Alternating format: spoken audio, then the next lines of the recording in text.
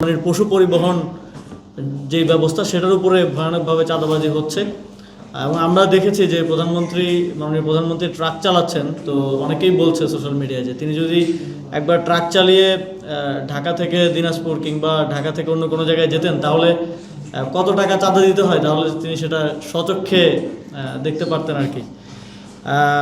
আরেকটা হচ্ছে গরুর হাটগুলোতে আমরা দেখেছি হাট দেওয়ার ক্ষেত্রেই অনেক ক্ষেত্রে ইজারা অনুযায়ী যে নিয়ম আছে পিপিআর অনুযায়ী সেভাবে হাটগুলো দেওয়া হয় নাই, অনিয়ম করে দেওয়া হয়েছে।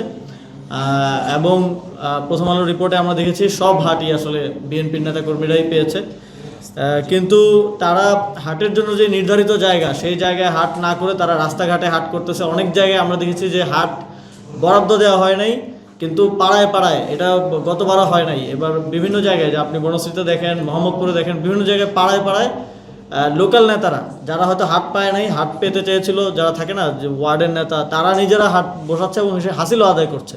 তো এটা আমরা মনে হয় আগে এত বড় পরিসরে দেখি নাই, এবার আমরা দেখলাম যে মেট্রো রেলের স্টেশনের নিচে হাট বসানো হয়েছে এবং এই পুরো সেটআপটা, এই পুরো ইকোনমিক সিস্টেমটাই বিএনপির স্থানীয় নেতাকর্মীদের নিয়ন্ত্রণে হচ্ছে। এই অনিয়ম করে হাট বরাদ্দ থেকে শুরু করে বরাদ্দহীনভাবে হাট করা, সেখান থেকে হাসিল আদায় করা।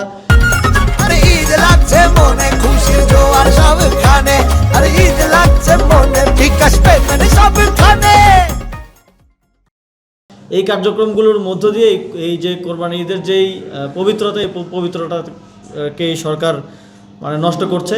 আমরা দেখেছি গত ঈদের মতো এই ঈদেও ঈদ যাত্রায় যে অব্যবস্থাপনা সেটা হচ্ছে এবং আমরা অনেক দুর্ঘটনার খবর শুনতে পাচ্ছি দুঃখজনকভাবে। এটা মিসম্যানেজমেন্টের কারণে হচ্ছে বলে আমরা মনে করি এবং ঈদে যাত্রীদের থেকে অতিরিক্ত ভাড়া আদায় থেকে শুরু করে এই সব ঘটনা পূর্বের মতোই চলছে। গতবারও আমাদের সড়ক পরিবহন মন্ত্রণালয় সহ সংশ্লিষ্ট যারা দায়িত্বে আছেন, সংস্থাগুলো আছেন, তারা ফেল করেছেন। এবারও তারা ফেল করেছেন নাগরিকদের একটা সুন্দর ঈদ যাত্রা উপহার দিতে।